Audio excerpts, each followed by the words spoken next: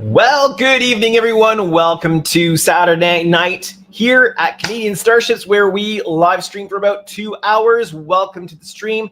Some housekeeping duties to start with. First of all, can you see me and can you hear me? Let's get that out of the way right away. Plus, if you're here and watching, leave me a comment so that I know that you're here. Much like I know that Trek Mods is here. Welcome to the stream. So make sure that you let me know if you can see me and hear me, because if you can't see me, if you can't hear me, that's not good for the live stream.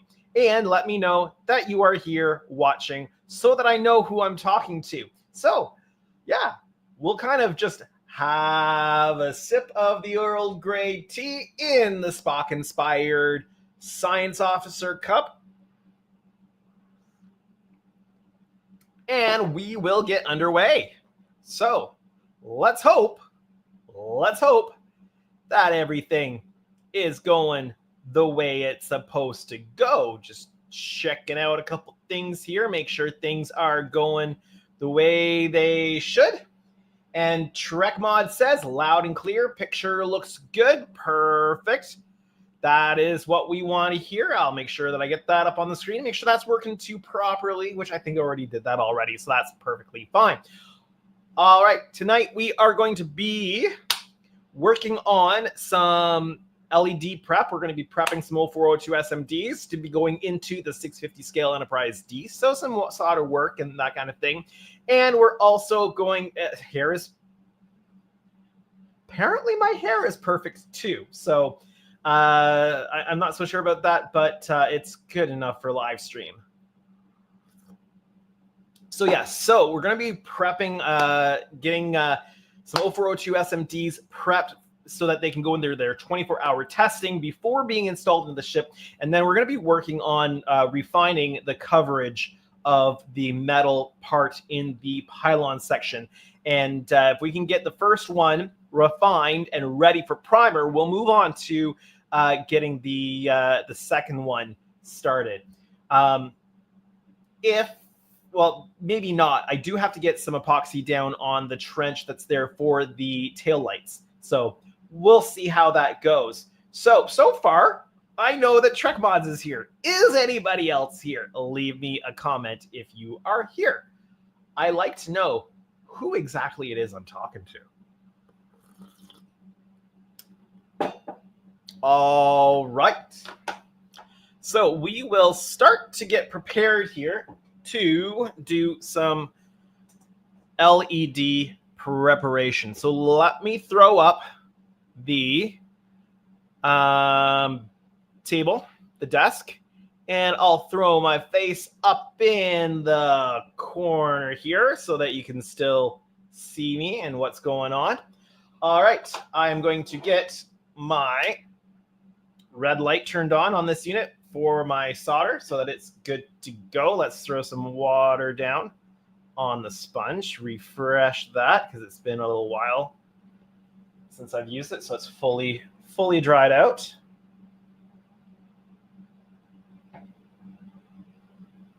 There we go. Let's grab some LEDs. Where are my LEDs?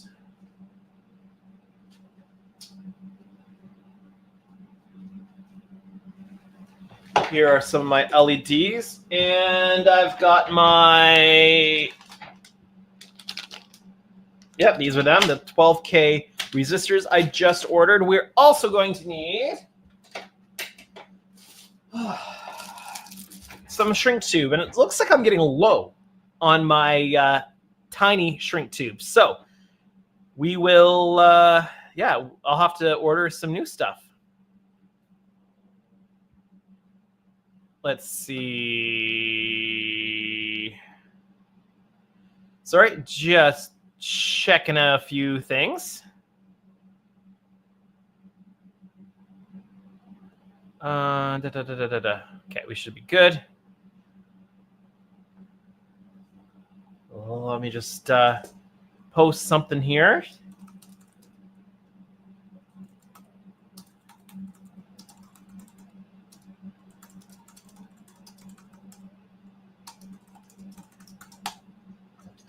Go. All right, so we have solder iron. We don't have solder yet. Where is my solder? Here we go. I'm getting low on this one, so I might need to open up a new tube. Perfectly fine. All right. Looks like it's a bit of a slow start to the stream tonight. That's okay. Whoever's here to hang out can hang out. All right. So I have 15 LEDs sitting on the back bench, all ready to go.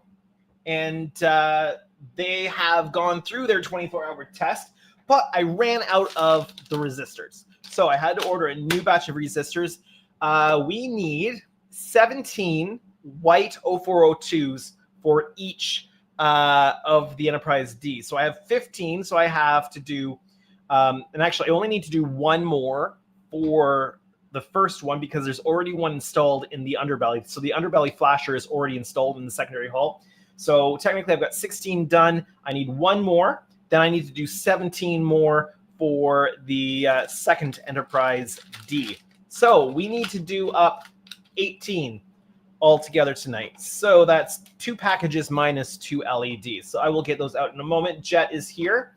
Jet says Earl Grey hot. Yes, tea. Earl Grey hot.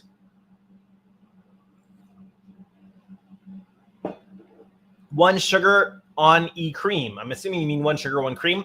Nothing in mine. Mine, as you can see here, it has nothing in it. Jody says resistors are futile.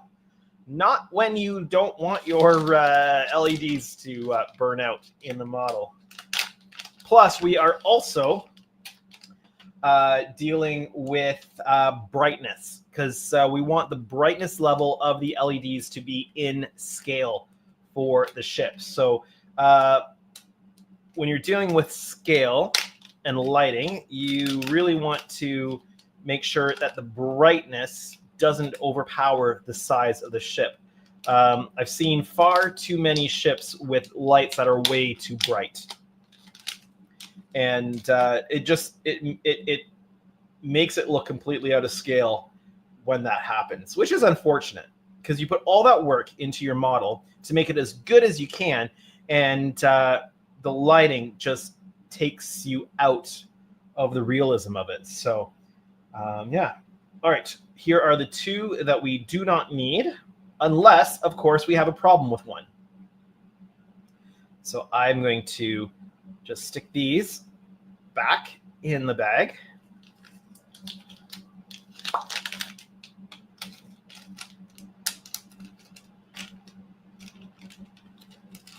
Them in the big bag so I know what they are.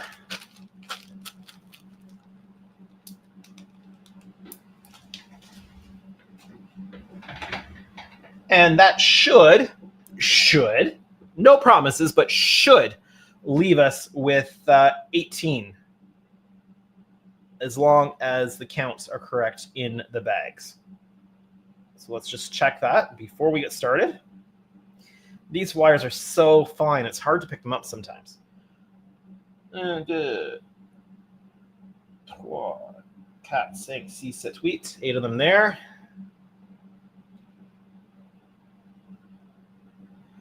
One, 2, 3, 4, 5, 6, 7, 8, 9, 10. Looks like we've got the 18 that we need. Perfect. Now let's grab 18 off of this super long, one of these super long strands of resistors. Little skizzers, where are you, little skizzers?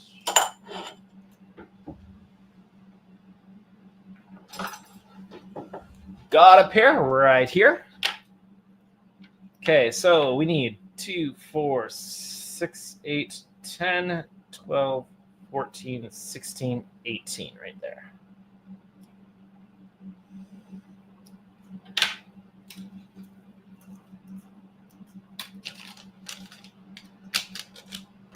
Make sure I'm putting this in the right bag. Yep. So on the white 0402 SMDs, we are putting a 12K resistor, which brings the brings the coloring in right where we want it.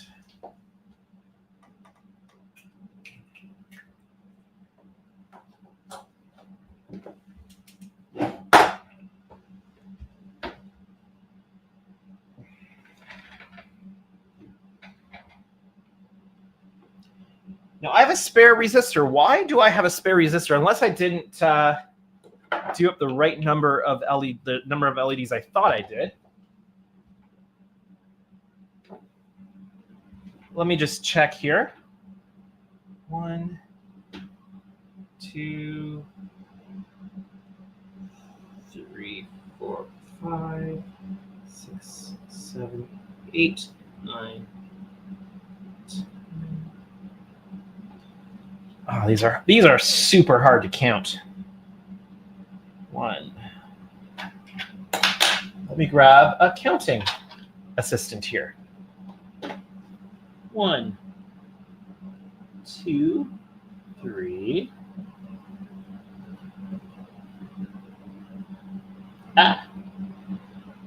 1, 2, 3, 4, 5, 6, 7, 8, 9, 10, 11, 12, 13, 14. I may only have 14 of these. I can count the resistors. 2, 3, 4,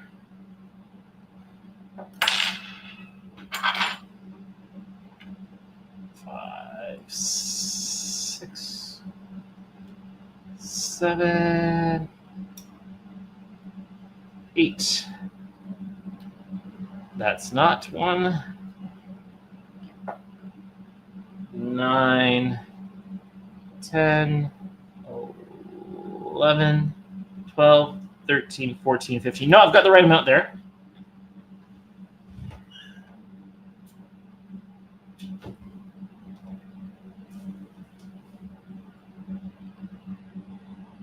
$16. Apparently I've got a spare one. I'm going to have to check this.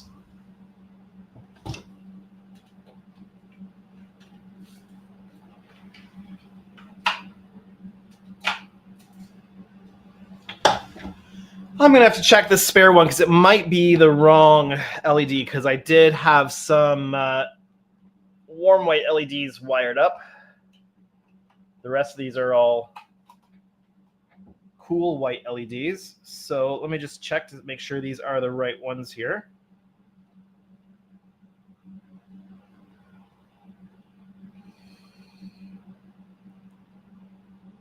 Helps if I put it, if I don't reverse the polarity of the neutron flow.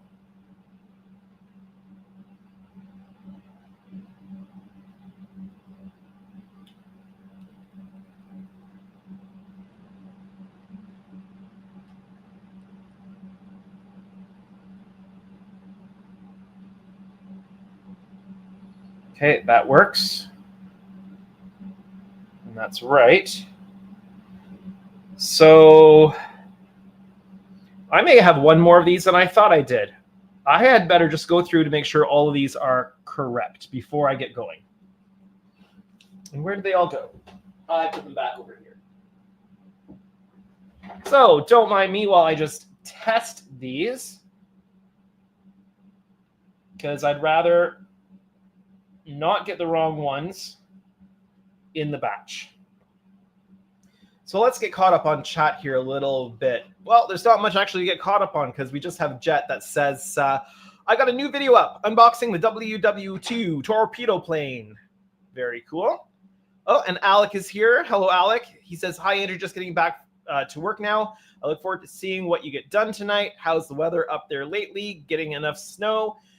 We've had a little bit of snow the last little bit. I mean, nowhere near the amount that we would typically get in a winter. It's a bit of a okay, cannot talk. It is a bit of a snow light year this year, which I'm not going to complain about. I'm quite fine if we don't have to shovel as much snow, but I have had to shovel snow the last few days, and trying to make sure that ice doesn't build up in the driveway. That's the key thing. So making sure that you clear everything well enough that ice doesn't build up either at the end of the driveway or in the driveway. Okay, that one's right. Okay.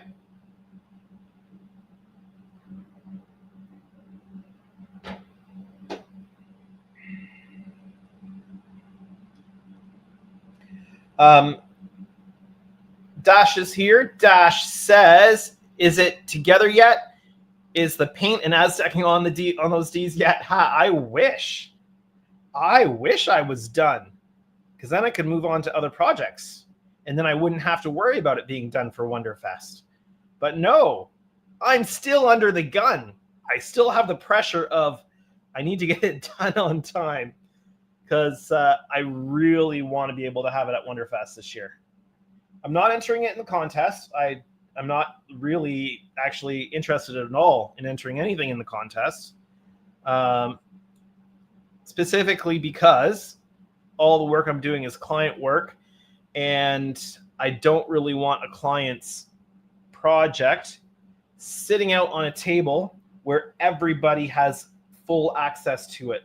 So I don't mind taking taking one of the Ds and having it on display at one of the dealer booths, because it's going to be behind the counter, as it were, and it's not going to be fully accessible to everybody to touch and play with, and it'll be under supervision the entire time. So that's why I'm comfortable with it being there.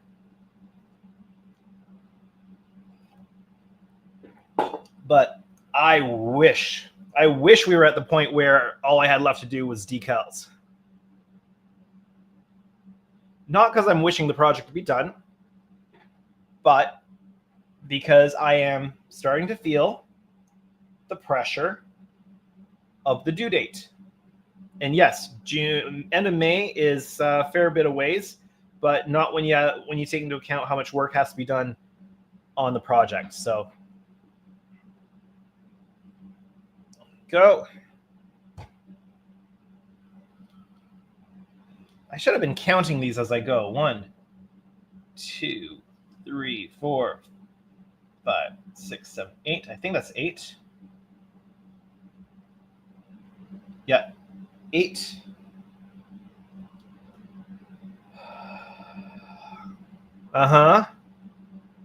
Jet says it's later than you think. Do you mean Wonderfest is later than I think it is, or it's later in the season leading up to Wonderfest than I think? Because I think it's later leading up to the season of Wonderfest than I think.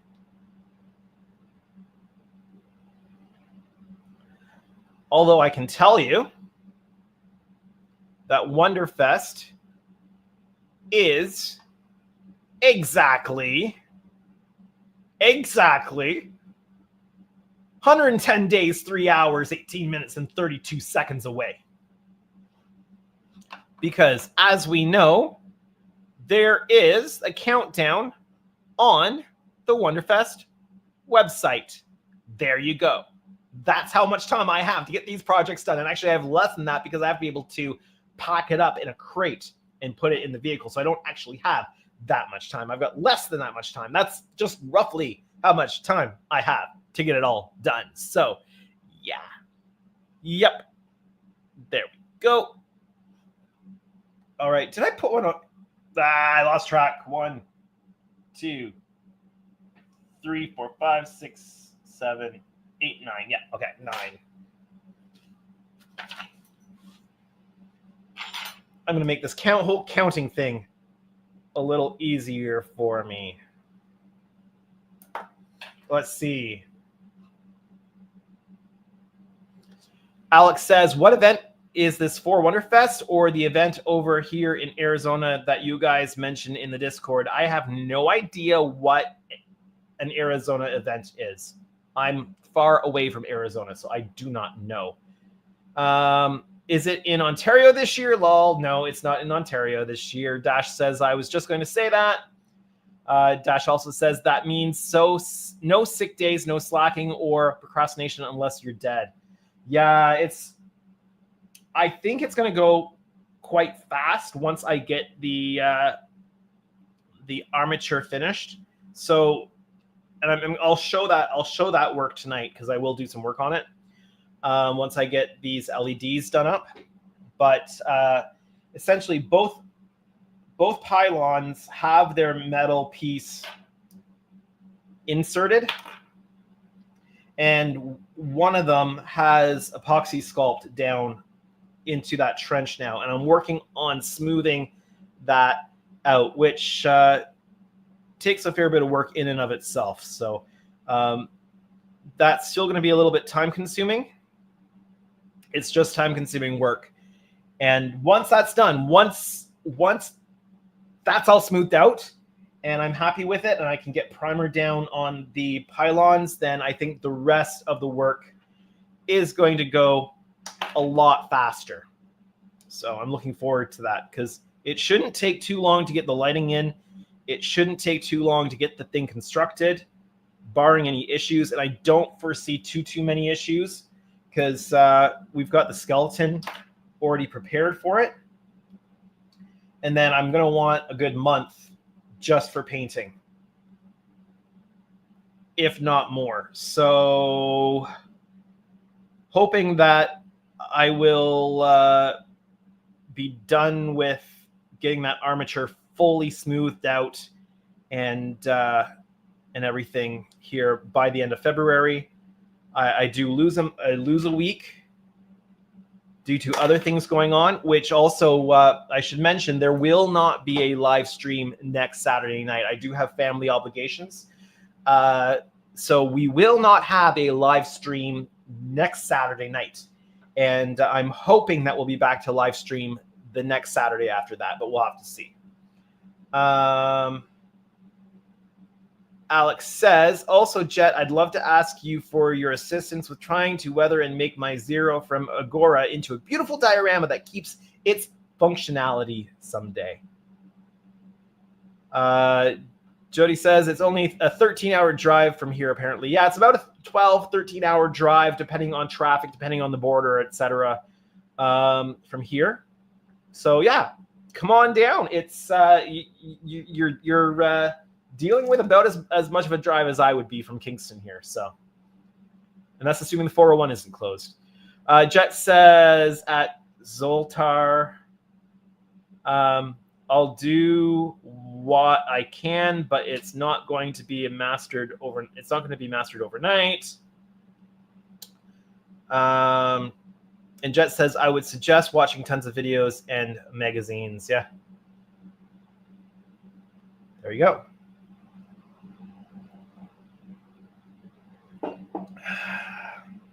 Yeah, we've totally got 16 of these things.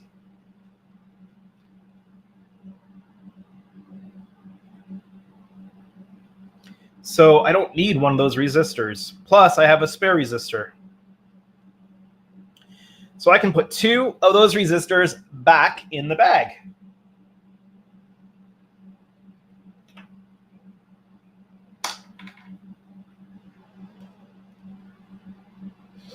Now we have that many, assuming that none of these are accidentally the warm white LEDs. But unless that last one is, we should be good.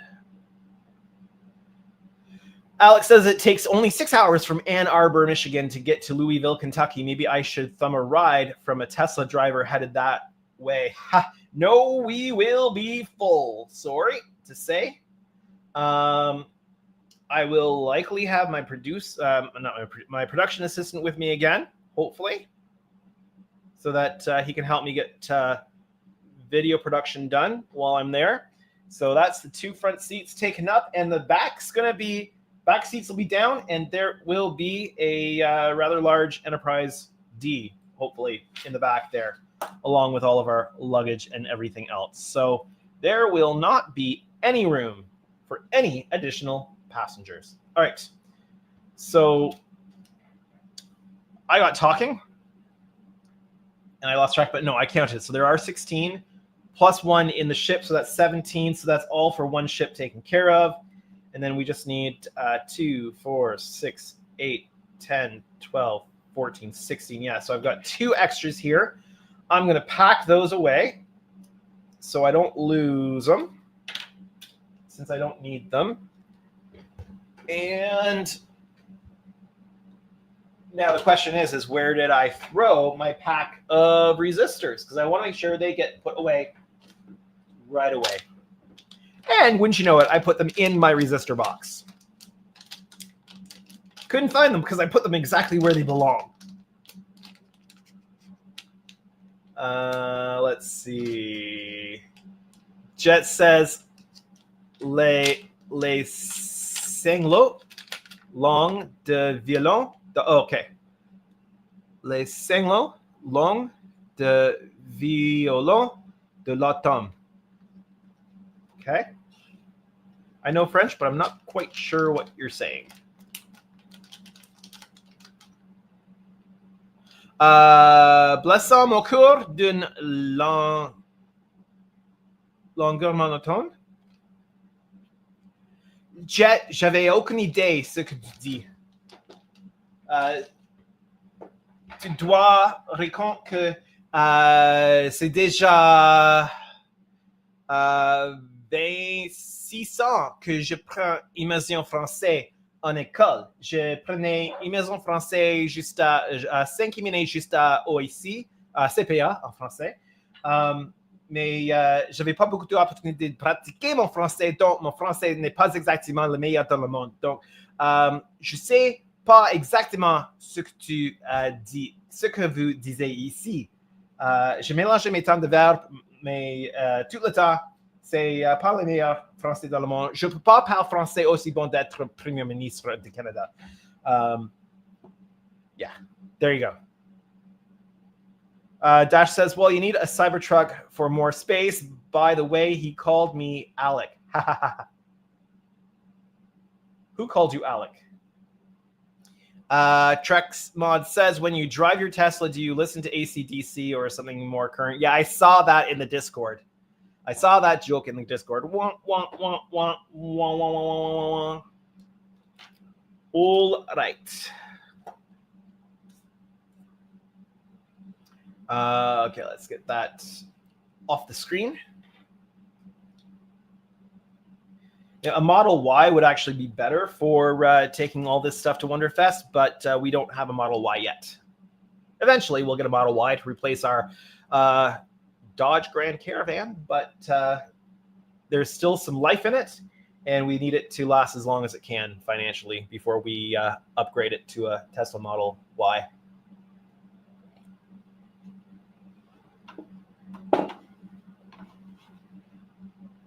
I called you Alec? Well, I certainly didn't mean to, but there is a thing called streamer brain, and it's a very real thing, so could very well be.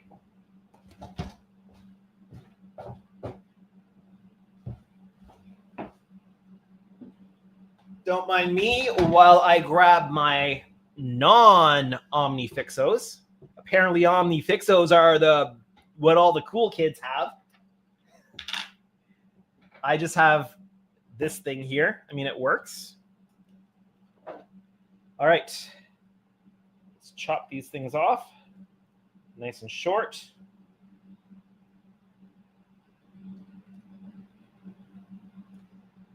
So we don't need much on this end.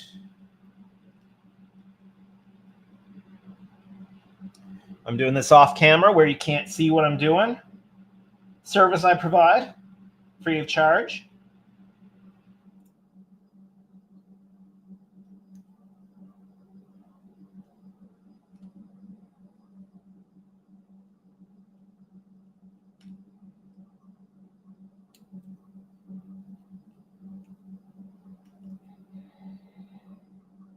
There we go. Almost there, almost there, almost there. All right. Now I'm going to keep all of these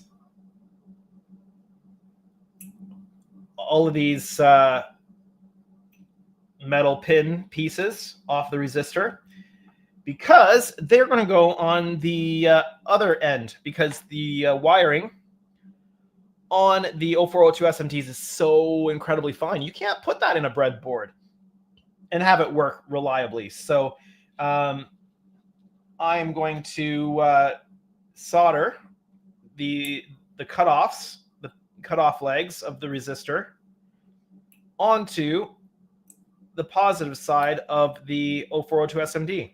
That way I can test them on the breadboard. Now I will remove them when I wire them up to the main leads. But for now, they will be attached for testing purposes, or testing porpoises, if you prefer. All right. Let's get these all off of the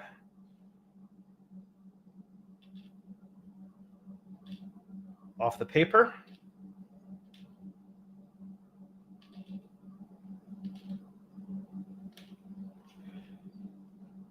L'enfer, c'est les autres. Okay. Drekmod says, hey, I have one of those. Says, I haven't used it yet, though. I'm still doing simple lights.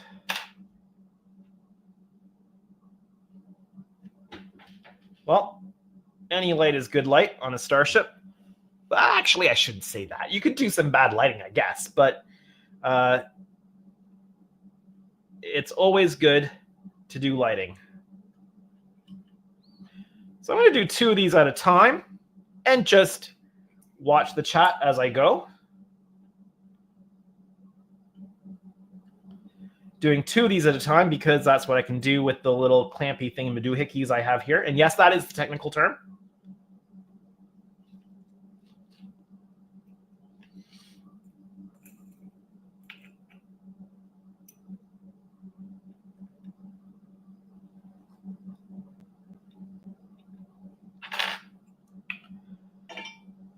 All right.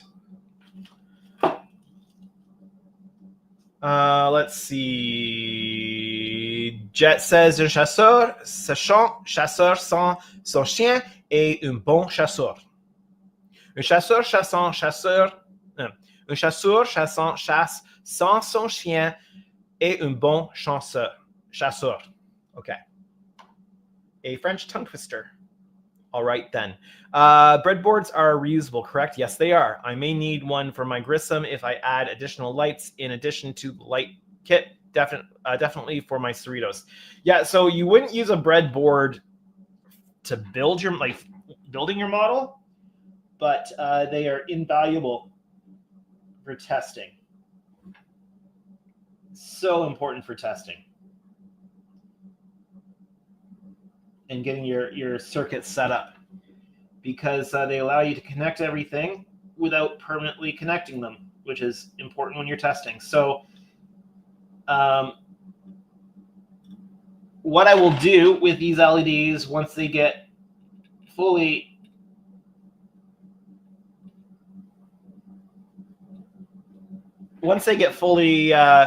like assembled with the resistors and the pins on the end, then I will put them into the breadboard. So I've got the breadboard here, and I've got power on this side, and so I will just put them into the power side. I don't need the capacitor here to do the testing. The capacitor is there for when I'm using addressable LEDs, because they do recommend having the capacitor there when you're doing addressable LEDs.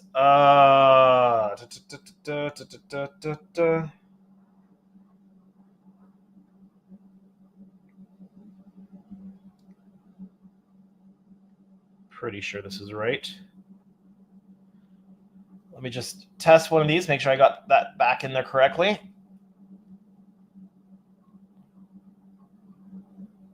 If I destroy one of these, no, that's correct. All right. So I've got the capacitor in there for the addressable LEDs, because they do like to have, if you're using a lot of LEDs, it's good to have a capacitor on your circuit so that it has that instant pull of power. Excuse me for a moment there. Yeah, so I'm gonna plug them into the breadboard for testing, and I'm gonna be able to leave that for 24 hours so that the LEDs get burnt in. If always test your LEDs for 24 hours or so. If the LED has a manufacturing defect, it will likely fail in that 24-hour test period. If it makes it through 24 hours straight, then you know that it should. Murphy's Law is a thing, but it should make it through the lifetime of the model if it survives the 24-hour stress test. That's should. Do not, there is no warranty on that. I do not espouse to provide a warranty on that, but it should last the lifetime of the LED, the natural lifetime of the LED, if it lasts the 24-hour stress test. So I will test those overnight. I've got a resistor in the breadboard, which is there for the data line on a addressable LED. And I just dropped that. Just a moment here. Go. Got it. So it's important to use a, and I can't remember which resistor it is I use.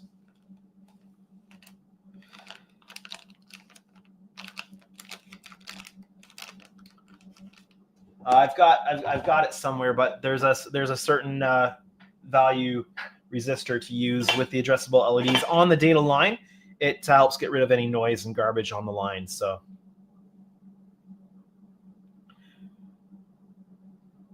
I mean, not that addressable LEDs run on a party line, but you know.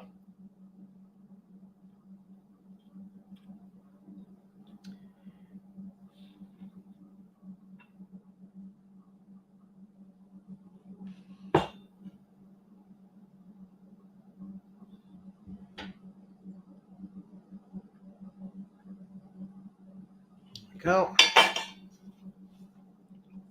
Hey, welcome, Ken. Good evening, everyone. Sorry I'm late. Well, thank you for showing up to the stream. It's nice to have you here. How's the weather in Winnipeg today? Cold and snowy or just cold? Alex said I meant to test, but yeah. Yeah, it's breadboard's really important for testing.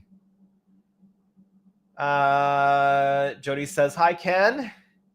Dash says, just don't do what Jordan did. Keep your circuit boards in the base, not inside the model. I never put control boards in the model, always in the base. That way, if anything goes wrong, you just pull it out of the base and you don't have to deal with cracking open the model. Anything you don't have to put in the model, don't put in the model. That's my motto. That's my motto. Whatever you don't have to put in the model, don't put in the model. That's my motto. There you go. Ken saying hi, Jody. Dash saying Ken late? Never. Jet says aucun membre de Starfleet ne peut interférer avec le développement naturel des civilisations extraterrestriales. That is the prime directive. Aucun membre de Starfleet ne peut interférer avec le développement naturel des civilisations extraterrestriales. Dash says you're always just in time, and Ken says just cold. Yeah, it's kind of the way it's been here most of the winter, but we have gotten a bunch of snowfall this week. I mean, nothing to write home about, but more than we've had all winter long so far. Just enough to be out and shovel every so often.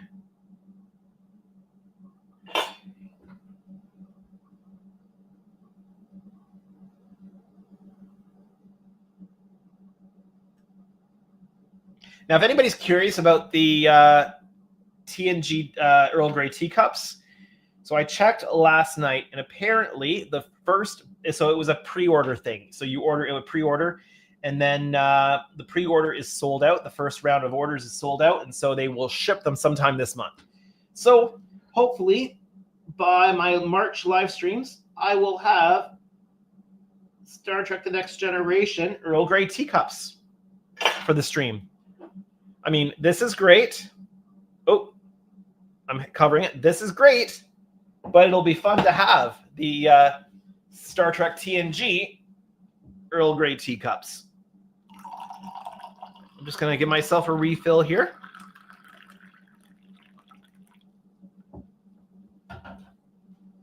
There we go. And now I'm doing this, it should go fairly quickly. I'm going to throw this in the breadboard. These aren't going in for their full 24-hour test right now. I will, actually, I'm going to not use the capacitor here. And I'm going to split the positive and negative because I've got such long exposed leads on here. I don't want them to short, being too close to each other. There we go. That's lighted up. So I'm going to spread them across the positive and the negative across the breadboard, just to keep them separate. So right now I've got the breadboard plugged into the USB of my computer, but for the 24-hour testing, I will move them over to another bench.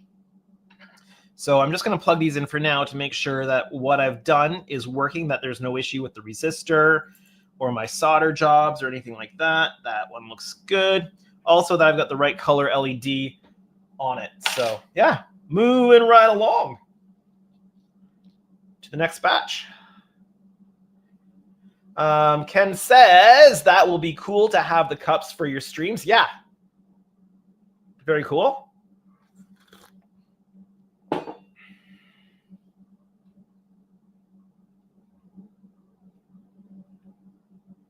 And now I'm going to be using them for tea. Earl Grey, hot, right?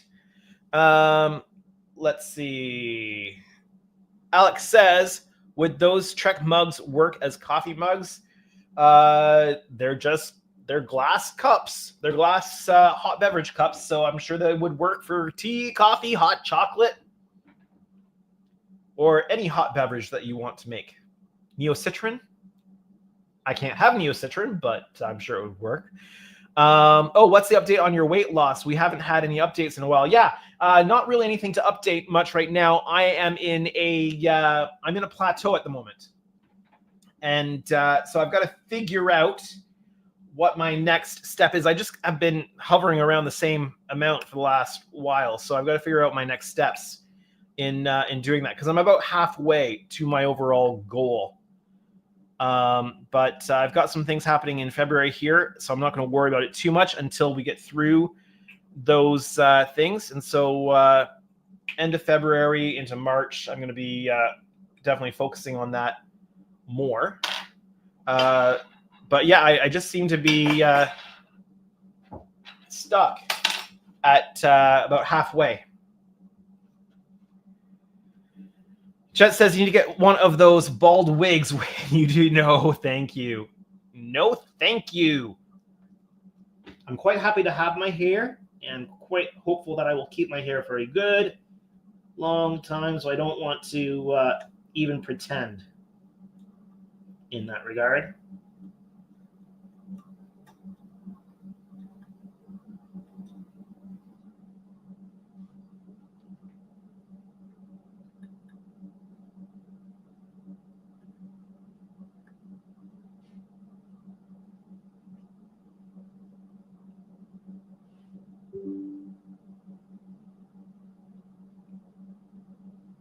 My computer just dinged at me.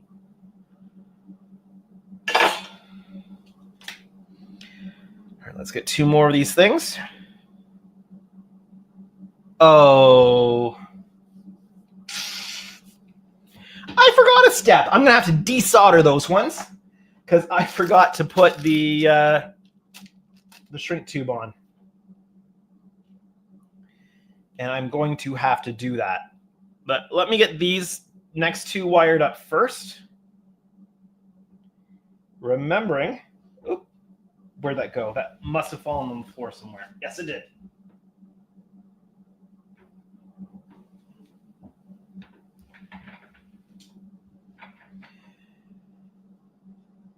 So I'll get these wired up, remembering to put the shrink tube on first.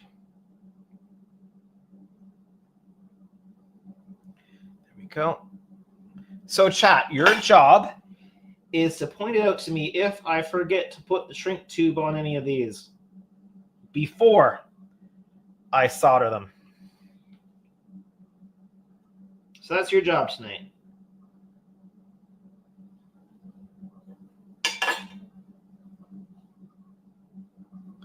Let's see. Also, you could improve on your background lighting, making it a little bit more colorful, like on the bridge of a starship. I have a plan at some point down the road to create, let me just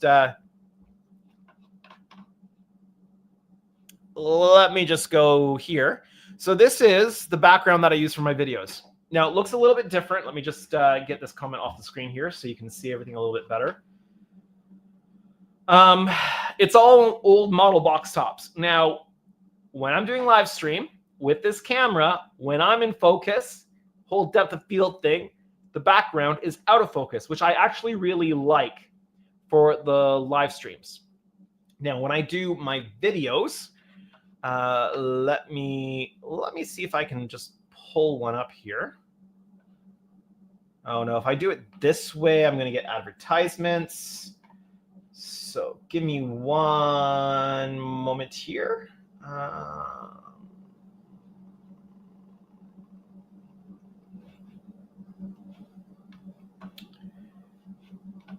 Hey everyone, my name's Andrew. I don't know if you can hear it because I don't think I think my audio is coming directly through my mic to my interface device. But if you see here, it's perfectly it's in focus.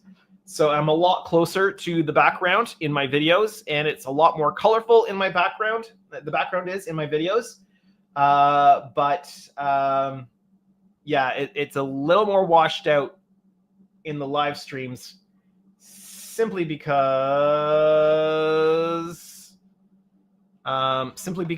of the camera I'm using and the way I've got it set up and how far away I am. Also, I don't have the overhead light on the background when I'm doing my live streams.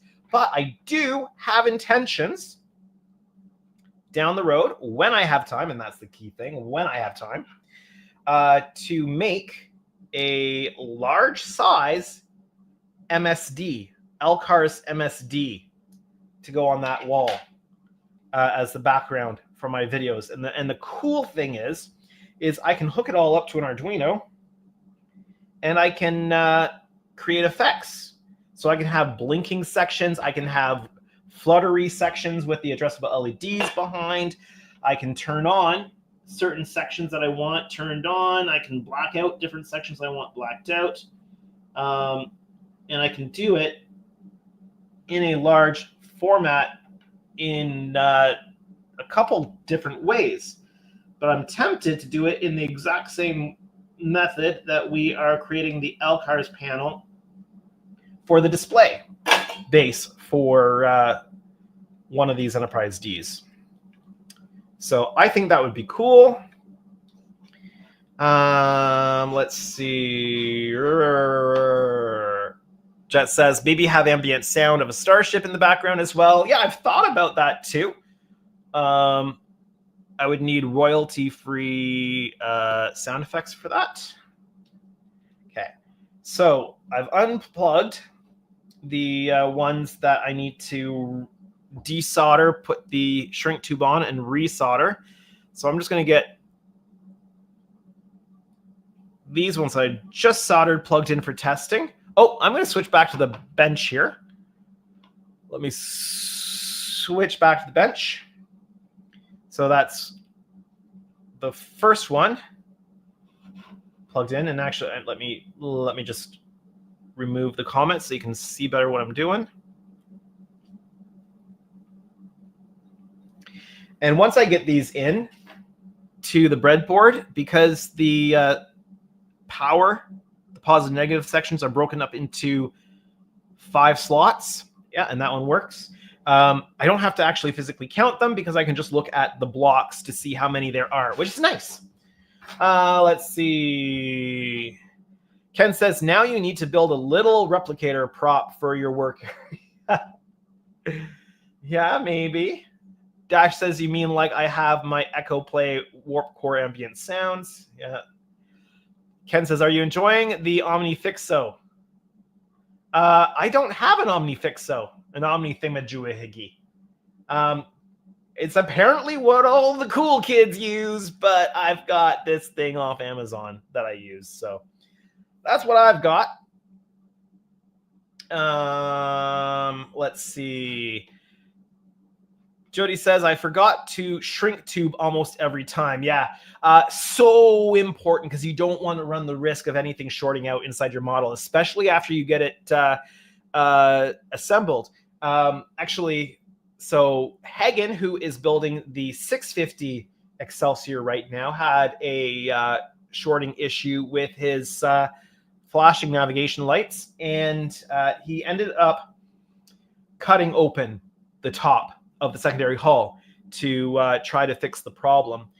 Turns out it was actually an issue in the wiring in his post, and he didn't end up having to do that, but he added some extra lights in the process. So let's see.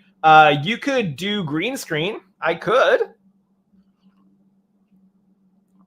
I don't want to, but I could.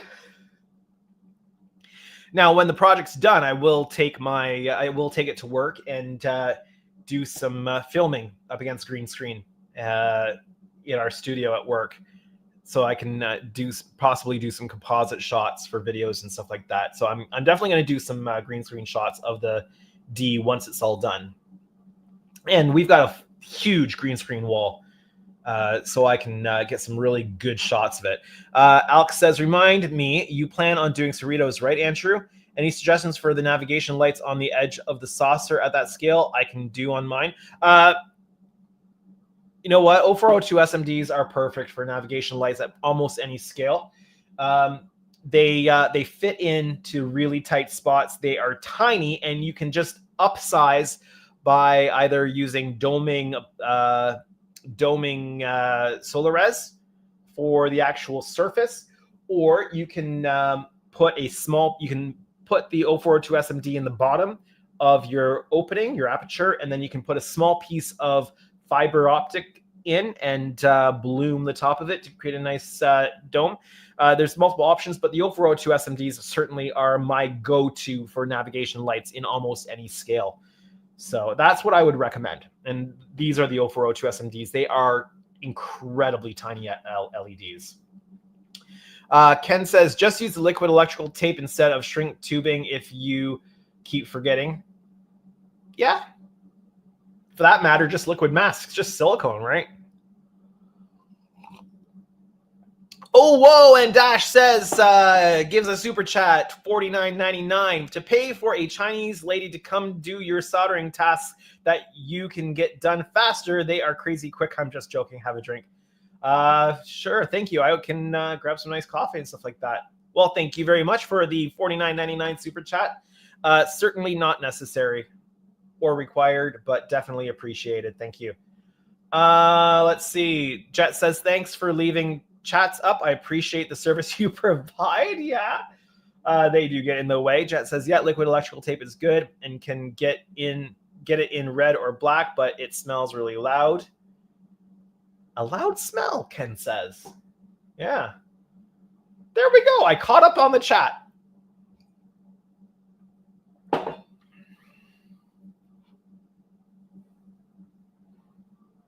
All right.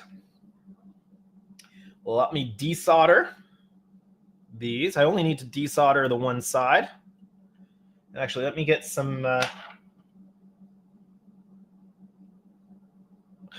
For a moment there, I thought I forgot to shrink tube the second of the 0402s I just did up.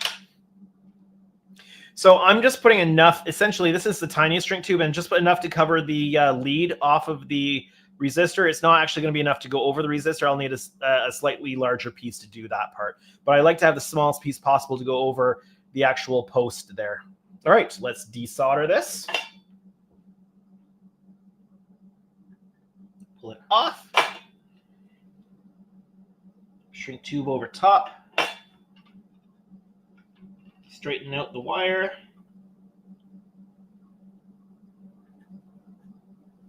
Resolder. And plug it in. Plug it in, plug it in.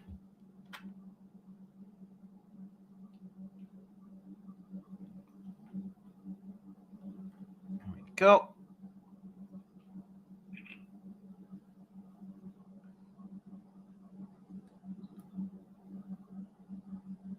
There we go. It works. And the other one. Dash says, yeah, like Ian farts. Okay. I am quite happy to say that I have not had to endure experiencing that. So.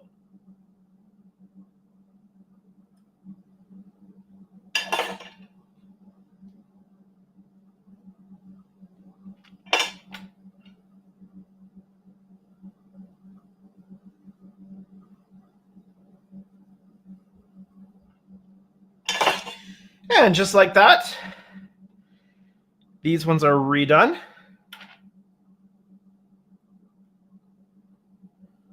So pop that. Working around the wires that are already in the breadboard.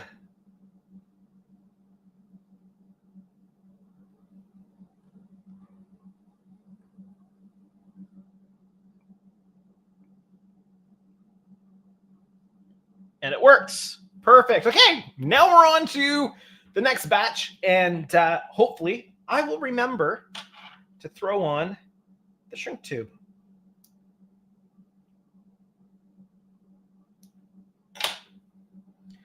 Okay, resistor.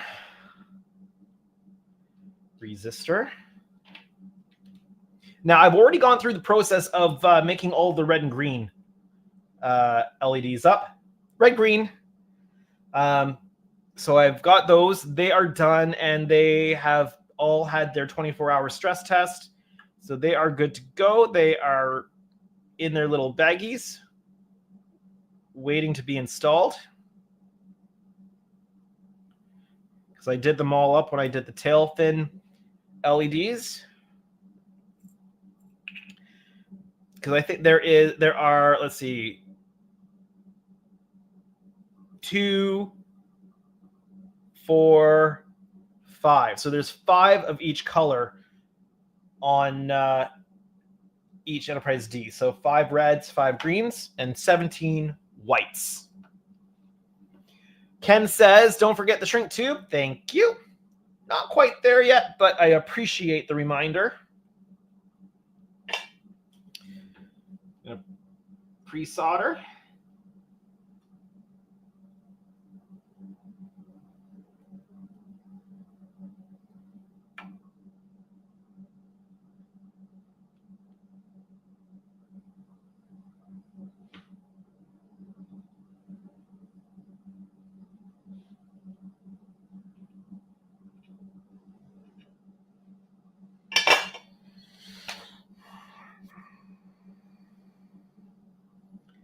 As long as you guys aren't going to,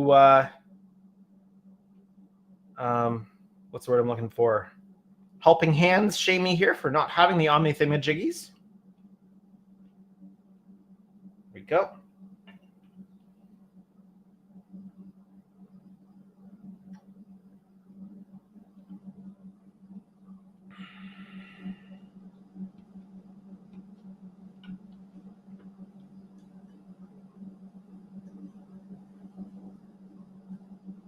Whoop.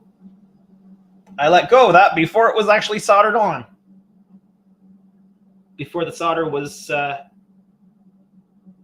cured. There we go.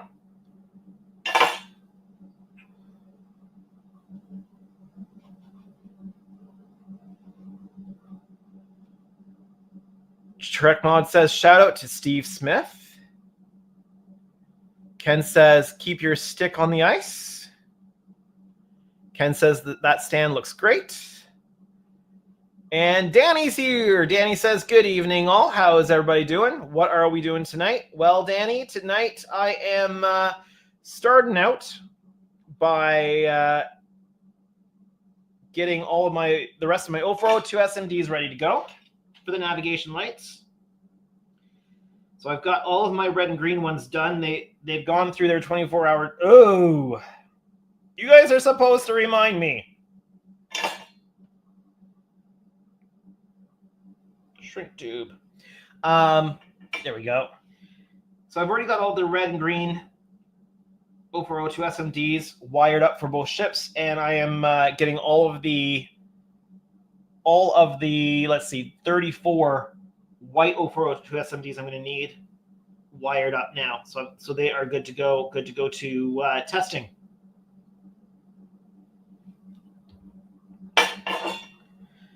Because there's 5 red, 5 green, and 17 white navigation lights on this thing. So that's a whole pile of 0402 SMDs to get ready to go. And it works. And Ken's just saying hi to Danny, and he says, I did. Oh, yes, you did on the first one. Then I moved on to the second one, and I forgot, or at least almost forgot. So, yes. There we go.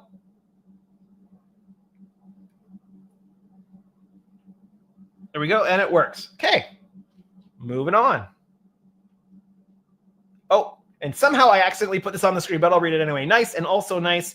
Nothing that I'm involved with, so I don't have to work tonight for Andrew. Yeah. Just and then once I get these done, once I get all of these LEDs wired up, I'm going to move on to smoothing out the metal. So I've beep. Let's try that again. Take 2. I have added I've put down the epoxy sculpt into the trench where the metal support is in the pylons, and I've spent a fair bit of time getting the initial smooth down done on that. So I've got to work on getting that pretty much perfect, ready for primer. So we're going to be looking at that after I get these LEDs done. Danny says, which is good because I've got the flu. Oh no. Yeah, my son has been not at daycare because, well, we have my son in a home daycare. Mostly because it's the daycare my daughter was in due to allergies, and we were able to hold the spot when my son came along. And trying to get a child into a traditional type of daycare can be challenging, so we kept that spot. But it just means, like, our daycare lady's daughter got pneumonia. And so we don't want our son in the same house as somebody who has pneumonia. So he's been my executive assistant at work for the last few days. So not fun when you're sick. Or when the people you rely on are sick.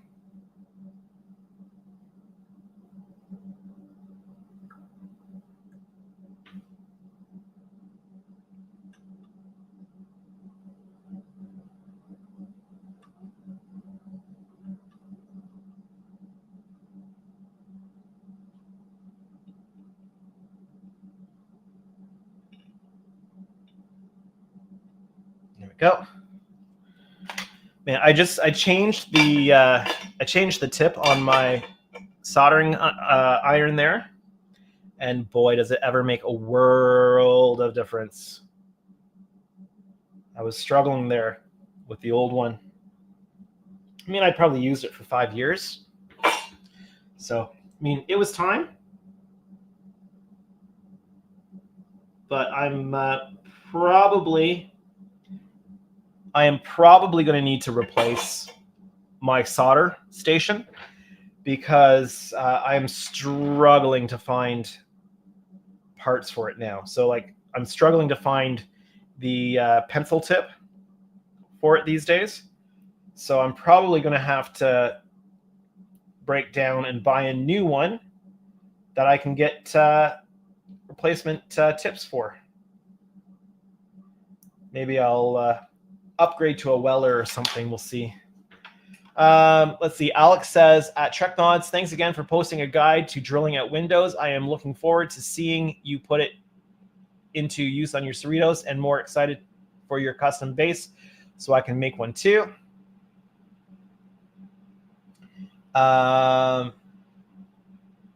Yeah, window cutting out is an art. Certainly, it's an art. If you want to see another perspective, I don't know what Jody's doing, but if you want to see another perspective, I do have a tutorial video on my channel for opening windows, and I use the 1400 scale Enterprise E. Oh, this is a new tutorial that Jody has up. Okay. Just kind of scrubbing through here a little bit. Cool. I'll have to check that out. Sorry, stuff that you cannot see me doing here. But actually, I can do this. And on my channel, where is it? Right here. Let me grab the URL and throw it in the chat here. There you go. So if you want another perspective, there's mine there. But certainly check out Jody's as well, for sure, 100%. You betcha. Oh yeah, oh yeah, oh yeah. Ken says, don't forget the shrink tube. Yeah, I got some cut up here, so hopefully I'll remember. And Jody says, I'll do my best, Alec. He's got 17 views already. Very cool. Very cool. All right. Next LED up on the... I'm not forgetting the shrink tube. There we go. Oh, I haven't finished the first one yet. Let's get that one finished first. Sometimes picking up these fine wires is so incredibly difficult.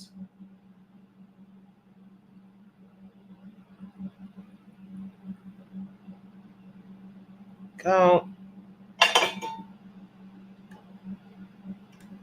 Plug it in.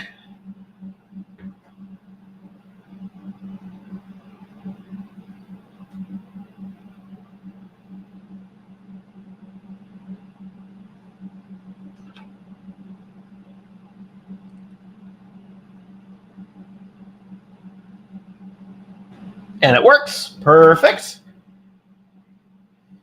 All right, next one. It's already got the shrink tube on.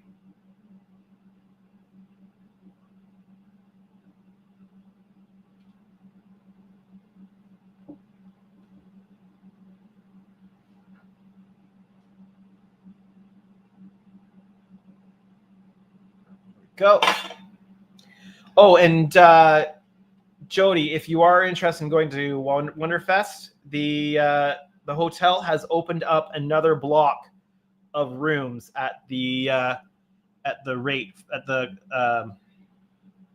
special rate for Wonderfest. I find it easiest to call because I find that their online booking is not great. And Ken says, don't forget the shrink tubing. Yeah. And Jody says 19.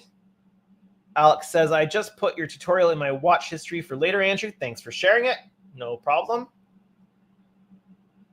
And Jody says, I hope your coattails are strong, Andrew, because I'm getting a pretty good grip. Okay. Sure.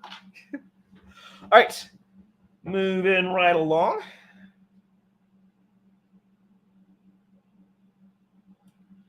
We got about 11 of these left to do.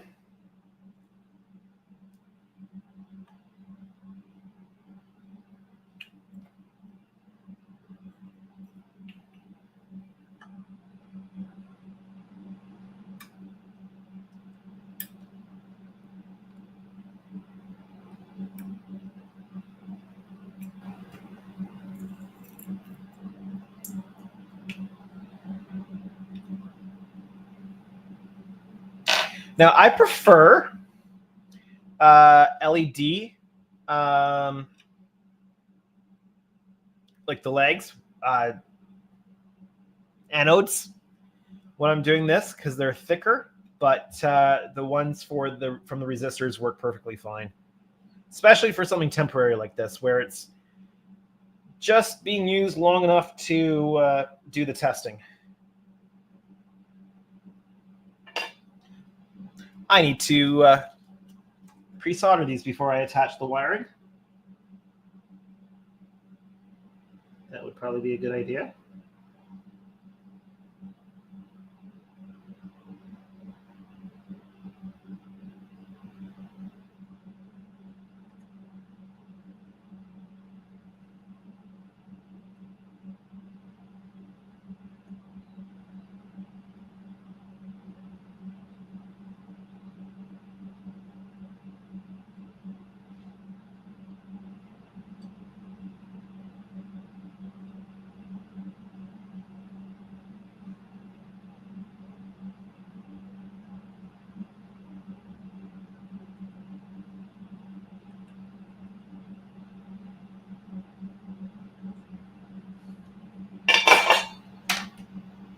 All right, now I can move on to wiring these things up.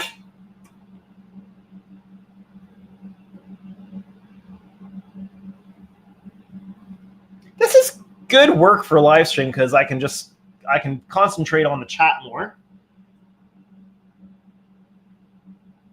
I'm sure it's not the most exciting thing to watch, but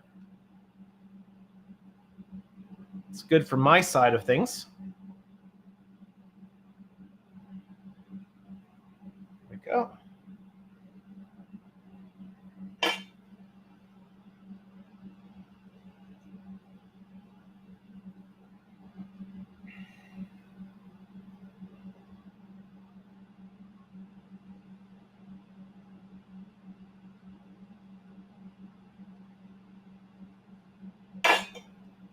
Okay. Jody says, I would love to go to Wonderfest, but I'm afraid that's something beyond my reach. And Ken says, don't forget the shrink tubing. Thank you, Ken. All right, 2 more to go into the test rig.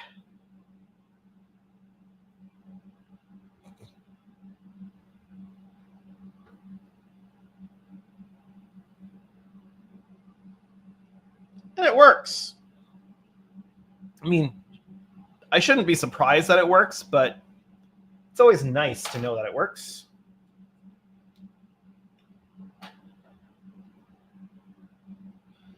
It's less work when they all work.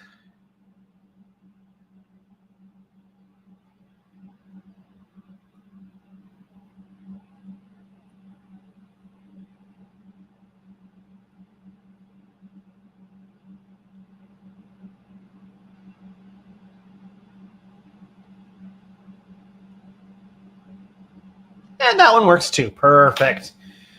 Let's see. Jody says learning is always exciting. And Troy Chester is here. Welcome. Oh, sorry, Trey Chester is here. Welcome to the stream. He says this model is the pure definition of beastie. Yeah, it's a big model, but not the biggest one I've got in the shop right now. Yeah, it's a beast of a model to build in that I've had to fully do the research and development on the armature from the ground up. That's been the biggest part of getting this thing done. Ken says, hey, Trey. And we've also got Alan Kelly in the chat. Hello, I've just tuned in for the second time. Would you mind repeating the brand name or type of nanotechnology SMDs you are using for the Cerritos, please? Well, this is not the Cerritos. This is a 650 scale Enterprise D. A bit of a big model, but I am using 0402 SMDs, and you can get them pretty much anywhere online. 0402 SMDs. I'll just dump that in the chat so you got the actual number there. They are the smallest SMDs you can get, and they are great for navigation lights in the various scales of ships. They are perfect. They eliminate the need to use fiber optic for navigation lights. You completely do not need to use fiber. There's a lot of tight spots that you cannot get fiber into. It is extremely difficult to get fiber in the into the navigation light areas on the sides of the 1400 Enterprise E. On that model, if you're going to do it screen accurate, it requires a white flasher and either the red or the green right beside it. So getting 2 lines of fiber optic in there to do those top and bottom in the exact same place, because they are above and below each other. If you do that, it is almost impossible to get that saucer to close properly. So using the 0402 SMDs with the exceptionally thin wiring and tiny LED chip, it makes that work so much easier. Jody says, even though I'm not doing anything this advanced right now, when I do, I will have a preset understanding of it, and I can always come back to these videos. Yeah, and of course, feel free to ask any questions you want to. I'm always available to chat through stuff. And if I don't know the answer, I might have a lead on somebody, an LED on a lead on somebody who might have the answer. So I'm always happy to chat through issues and concerns and stuff like that.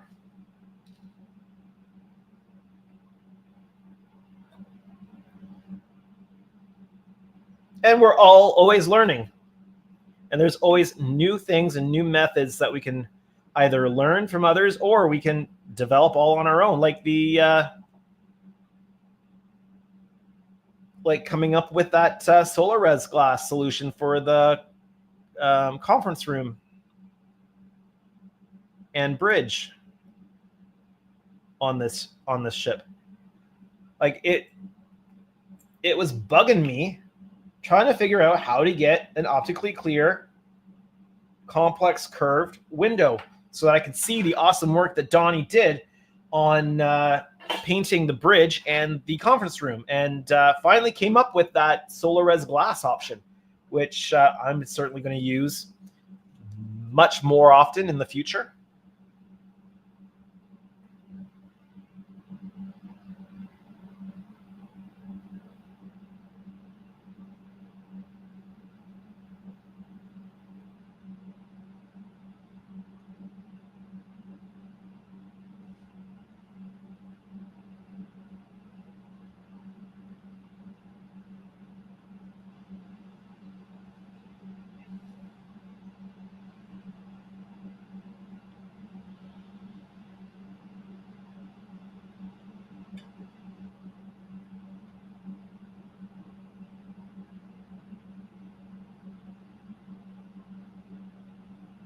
I need to hold this a little bit closer.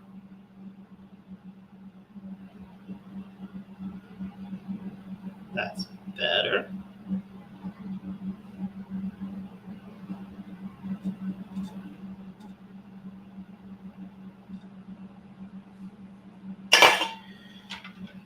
Jody says, lots of people say, I'm adding a resistor here, but you tell us why. That helps to understand the process. Yeah.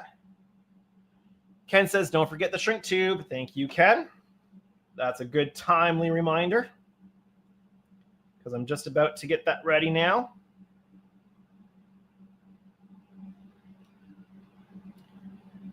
Let's see. Alan says, thanks, Trey. Jody says, haha. And Trey says, at Alan, Kelly, for what? And Dash says, I got a jar of dirt. I got a jar of dirt. Okay, a reference I am not catching, which is fine. Or is pirates? Is it pirates? I'm not sure.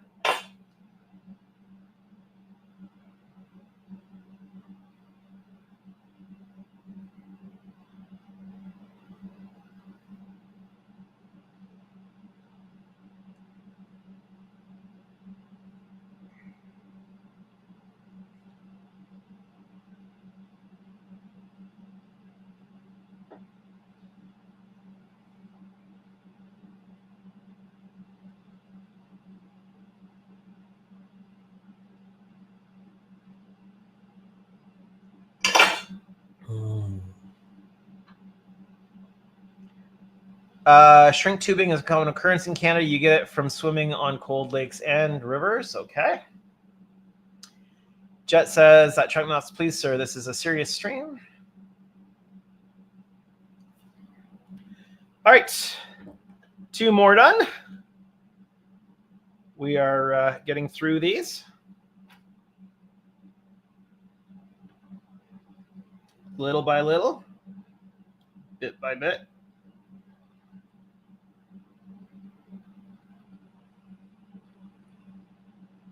And it works. Perfect.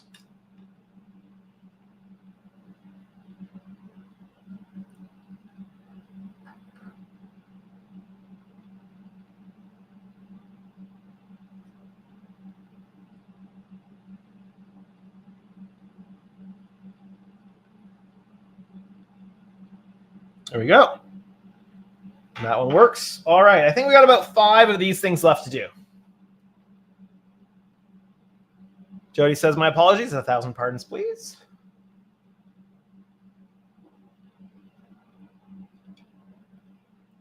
All right. Moving along.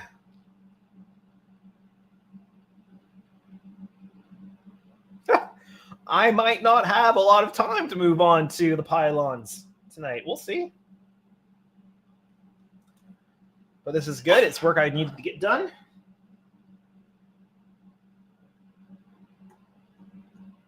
I will certainly show you my progress on the pylons at the very least.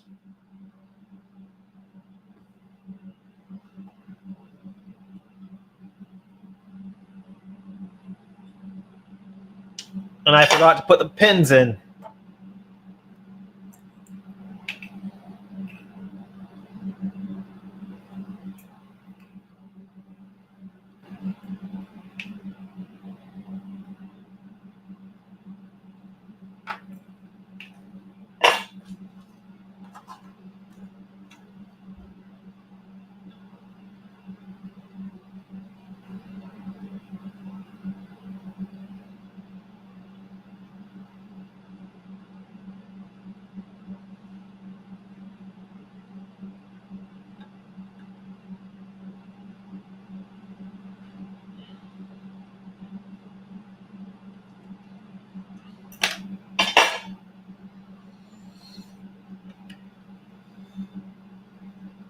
That pin got a little bent. That's perfectly fine.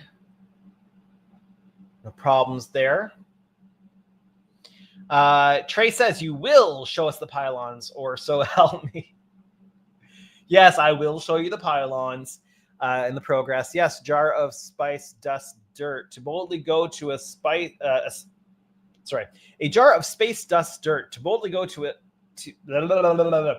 Beep, take 2. Yes, jar of space, dust, dirt. To boldly go to it, be a space pirate of the Space Caribbean Sci-Fi Discord channel would explain why. Okay, all right. And Jet says, to Trek mods. Okay, I don't know if you really mean it, but all right, I accept it.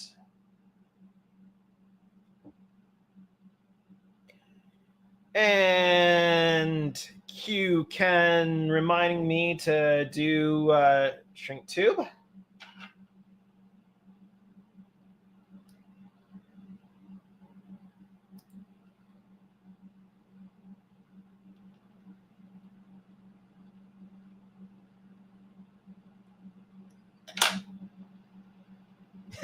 And don't forget the shrink tubing.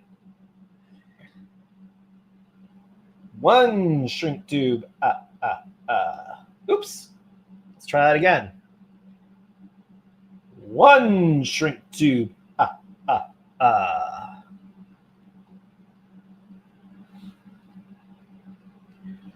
2 shrink tube. All right.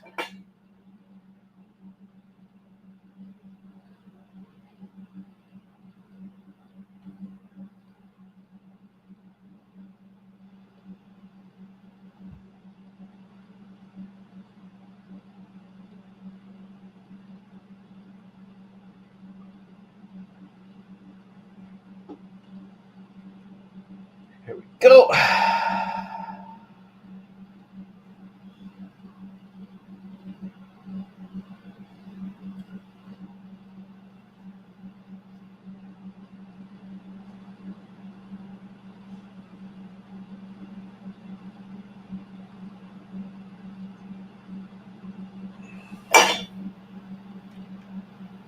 Two more down, 3 to go.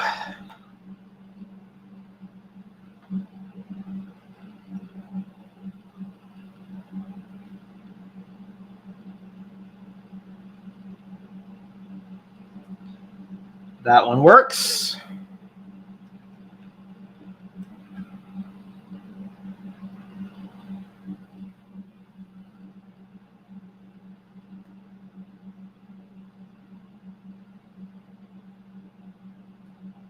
That one works. All right. 100% here so far. Hagen's here. Welcome, Hagen, to the screen. It says, to the stream. Can't talk tonight. It says, Space Dirt, Pylons. Heck yeah, I came to the right place. All right. Don't forget the shrink tubing, Ken says again. Tubing, Hagen says. That's what I was doing today. Lots of soldering, yeah. Trey says, I remember a time of incandescent rice bulbs and no shrink tube. Yeah. Oh, I remember doing the lights and sounds 537 refit. And of course, it's all incandescent bulbs provided in that kit. No LEDs to put in them at the time. And being the young person I was, I also knew nothing about light blocking the inside. So yeah, light the thing glowed. It was Raytheon all over that thing. Back in the day when there was no internet, no YouTube tutorials to follow, you had to buy magazines if you wanted information, and you know, money was always something you guarded as a child or a teenager. You didn't spend it on stuff you didn't need to because you wanted to spend it on other stuff. So when I was younger, I was kind of just figuring it all out for myself. Yeah, I built the lights and sounds refit, such as it was. And I remember the pylons being a major issue.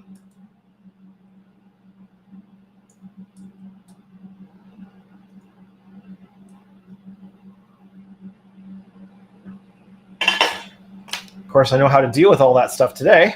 Didn't know how to deal with it so much back then. All right. Shrink tube going on.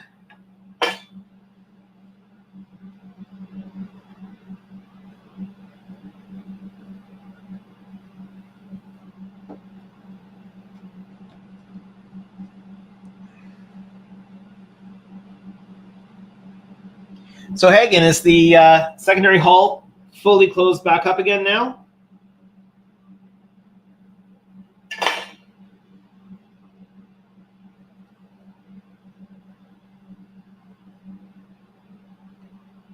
That is certainly where a sonic saber would have come in handy.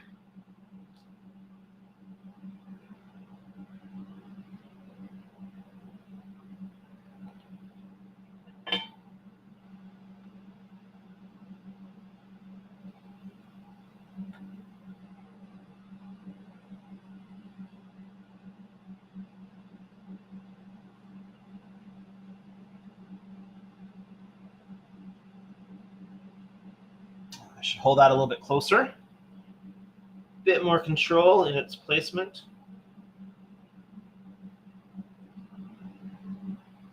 There we go.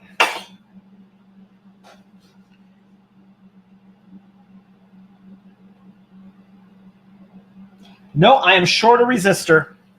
I miscounted. That's fine. I'll just grab another one out of the box there. Out of the bag. Let's get these in testing first.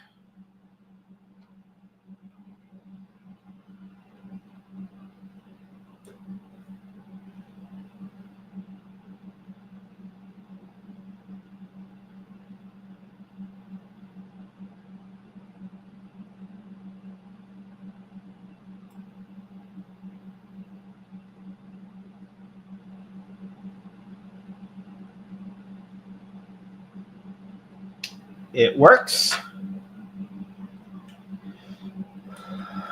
Let's see. Trey says, I also remember the Imperial Star Destroyer kit with no light kit and no means to run the lighting unless you cut into the decks yourself. Yeah, modification is part of the deal. Don't forget the shrink tube. Got it. So many of the legacy kits require so many modifications in order to light them properly. But that's what we do. That's why we are modelers.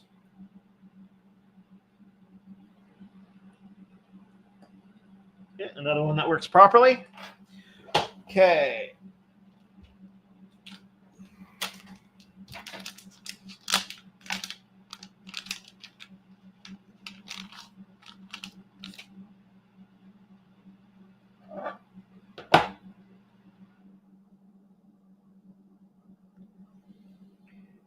So I just need one more of these things. So I'll put the spare back in the bag. Nope. Almost dropped it.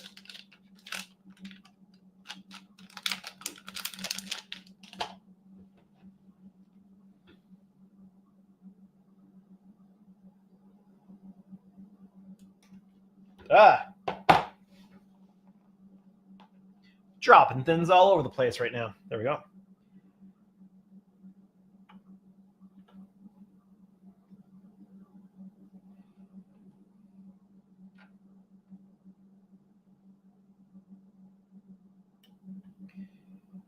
All right, we're getting there. We are getting there. Wherever there is.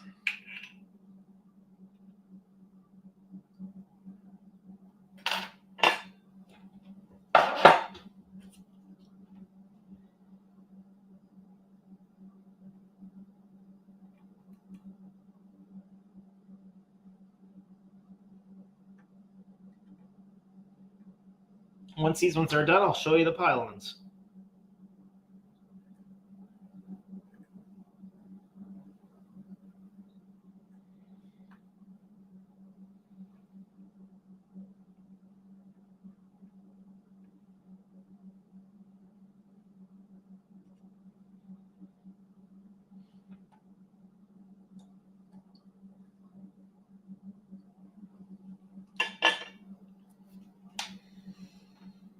Okay.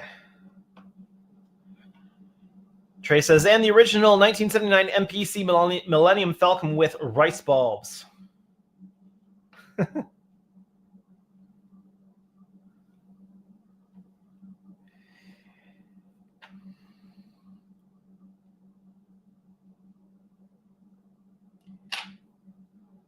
Go, shrink tube going on. And the final piece of shrink tube going on. Looks good. Okay.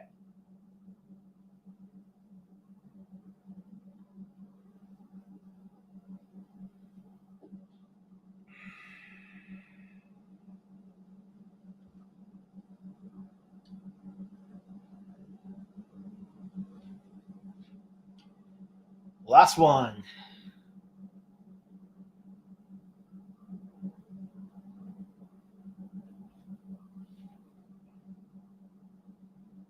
And Ken says, don't forget the shrink tubing.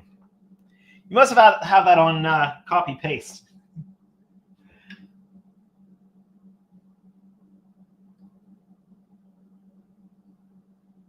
There we go. Done. Let's get these in on the test board.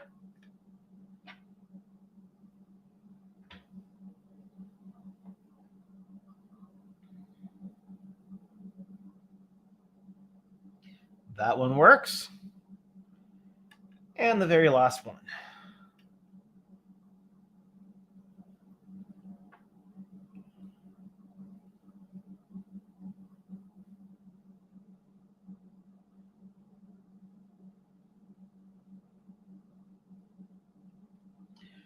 There we go. Although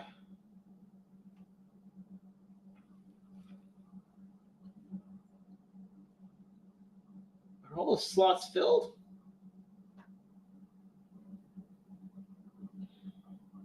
We may have actually done one extra, which isn't a problem. Not a problem. All right, there we go. They're all in. They're all working. I'm just going to move this over to the other bench so it can actually go on its 24-hour test campaign here.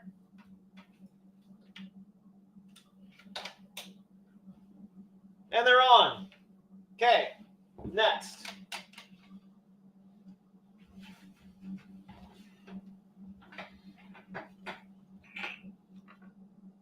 Let me move this out of the way. And let me bring this into frame. Some solder dribble. Just need to get rid of here on it so it doesn't scratch the bottom of the pylons. All right.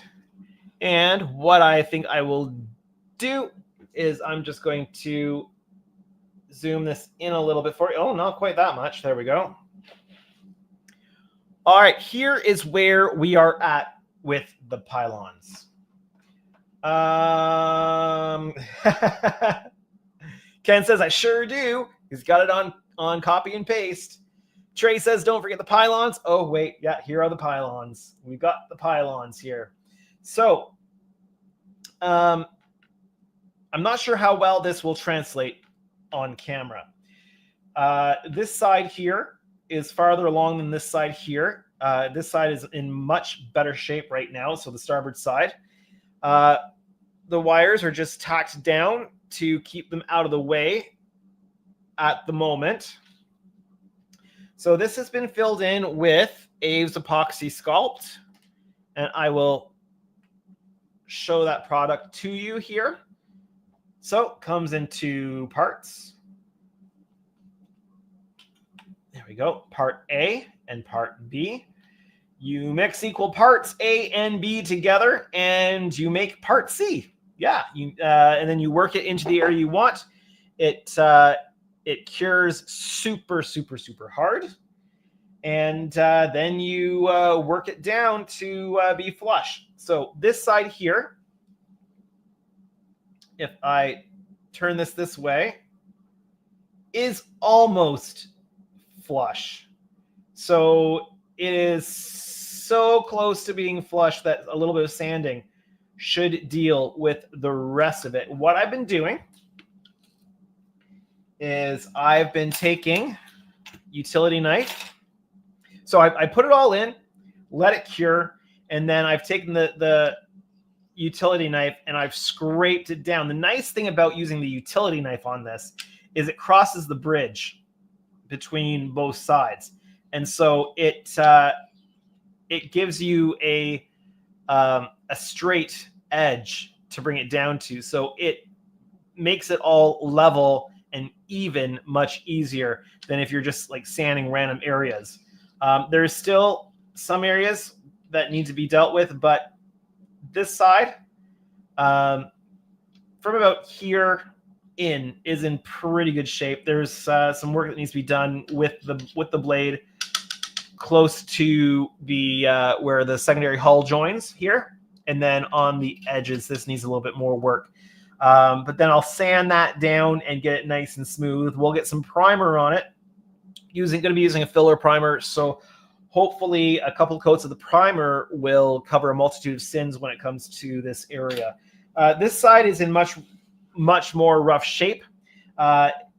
There's actually not enough epoxy sculpt in on this side, so I have to fill in some areas here. So I'll have to do that, go through the process again, let it all cure, and then I'll need to level it down and smooth it out. And then once I've got this side about as good as the other side, then I'll go in and I'll do the final sanding on it. So this is coming along, but I might as well put some of that epoxy sculpt in. I've got about 20 minutes left, so that should be just enough time to throw some epoxy sculpt in. And I'm going to be working with the epoxy sculpt, so I'm going to glove up. Actually, before I do that, let me refill my tea and grab a quick sip here. So I'll refill. Oh, you see my tea cozy there.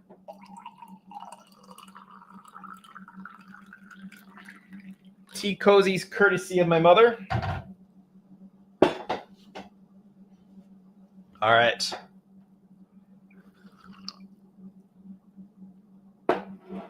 So Ken says, where can we get that putty? I get it on Amazon. I believe that you can get it at Wonderfest when you're there. Let's see. Dash says, what color are you painting this to hide the dark part of the pylon? Would have primered with gray on that aluminum. Well, I'm not using aluminum. It's a steel piece, and the steel piece has been treated with red oxide to reduce the chances of corrosion over time. And then the epoxy sculpt is then in on top of all of that. And the whole thing will get primed with gray filler primer. So I don't know if that answers your question, Dash, but that's what's going on there. All right. Here we go. So I guess Hagen must have left because he didn't catch my question on whether the secondary hull is put back together yet or not. Curious to see how that turns out because he had to patch it back together.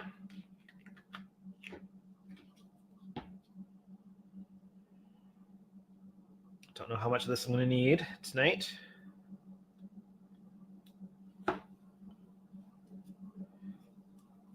We'll start with a small amount, and we'll go from there.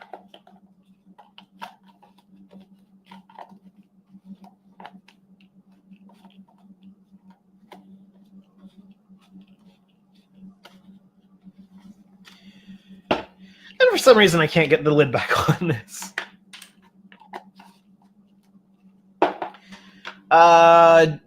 Jody says, scraping like that is a luthier technique. You're a luthier. Whatever that means. Sure. Ah! All right, so I'm going to try to grab a chunk about the same size as the chunk I pulled out of the other part.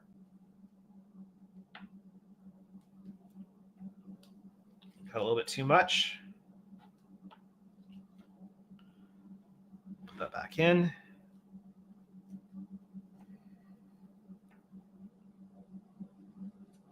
Because we want approximately equal parts A and B. Now, we're just going to mush the two together until it looks nice and even. The color is nice and even all the way through. And please, if you're doing this, use gloves.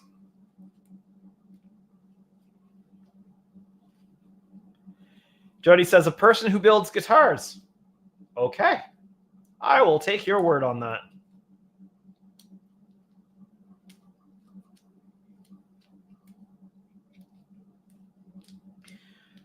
Probably made a bit too much of this, but that's fine.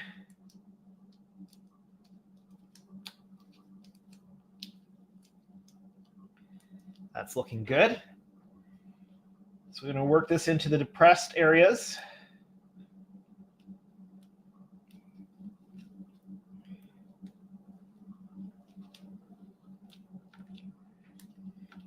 So that we can try to level this out as best we can. I can pretty well see the depressed areas on here.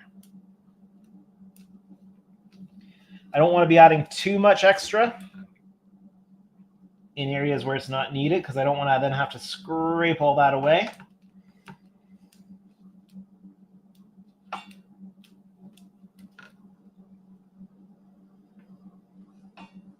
But I want to make sure that the low areas are filled.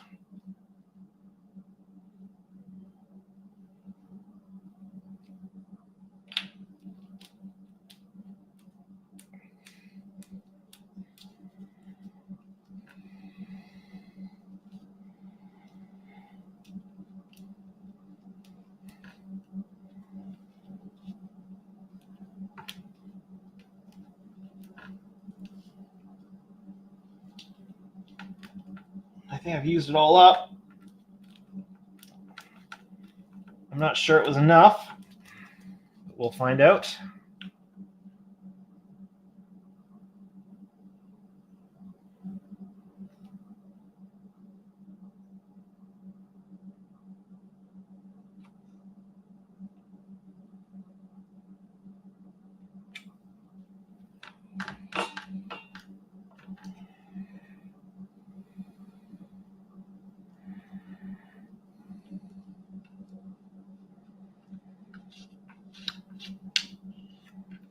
Of course, the more I can smooth it out now, the less work I have to do later. Oh, I still had a whole chunk of it left.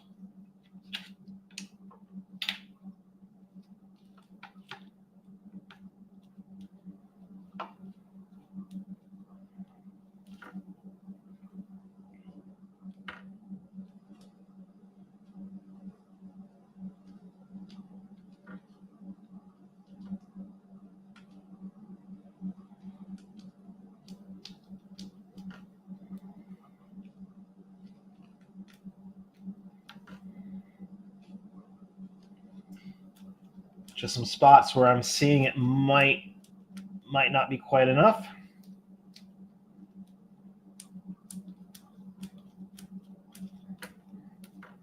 Oh, there's a depression right there.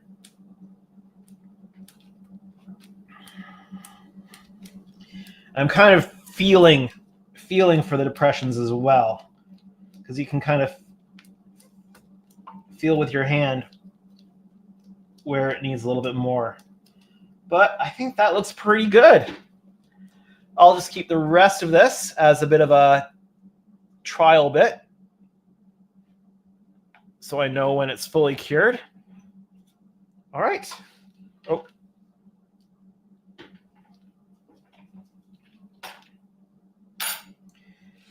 There we go. Deglove.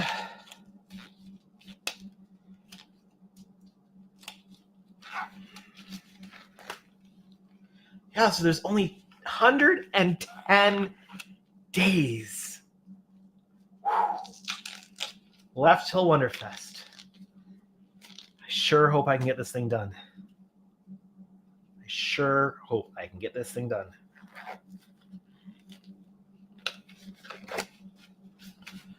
All right, let's kill that for a moment. Let's zoom back out a wee bit. And there we go. So here's what this looks like now.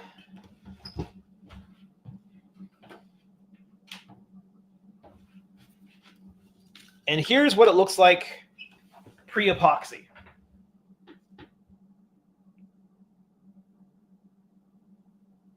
So all the wires are here. This is the steel piece that's been treated with the red oxide. And there's gap here, there's gap here. And yeah, it's leveled out fairly well. It looks like everything's under the surface, flush with the surface or under the surface. I've only had one small point where you can actually see the metal, and that's fine as long as it doesn't protrude and become proud. We are good to go. So here's the contrast between the one that has the epoxy sculpt in it and the one that is still the metal piece that's showing through there. So certainly lots of progress. I'm going to be really, really glad to get past the armature, dealing with the armature on this, because I think the whole thing will go a lot faster once that's done. Alan Kelly says, are the wires buried under the putty? If so, what are the wires taped to the back of the pylon? So yeah, so the wires going up the pylons are buried under the epoxy, and then I've got the 0402 SMDs. Actually, let me take the comment off the screen so you can see here. And I've got the 0402 SMDs running to the back of the pylon because there's the lights on the back here. So there's red bottom and top and green bottom and top on the tail. So that's just the wiring for the 0402 SMDs that are in the tail here. They're in a trench here, which will also need to be filled in with epoxy sculpt and smoothed out. But that'll be a lot easier job to do that small section rather than the big wide swatch of area here on the pylon. Also, the let me just grab these here. I'm not sure if there's a port and starboard for these parts or not, but keep in mind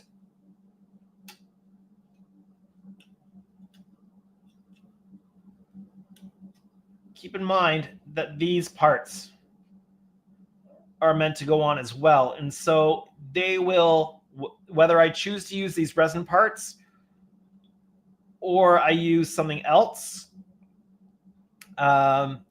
they will cover a good chunk of the area that's been dug up. So that will hide a lot of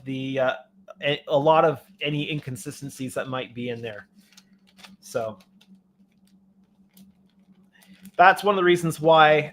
So what a lot of people do on the 1400 scale is they will dig their wire channel along there, and then they will cover it with photo etch blow-away panels, so that all the patch-up work is covered and not visible. So yeah, that's what's going on with the pylons.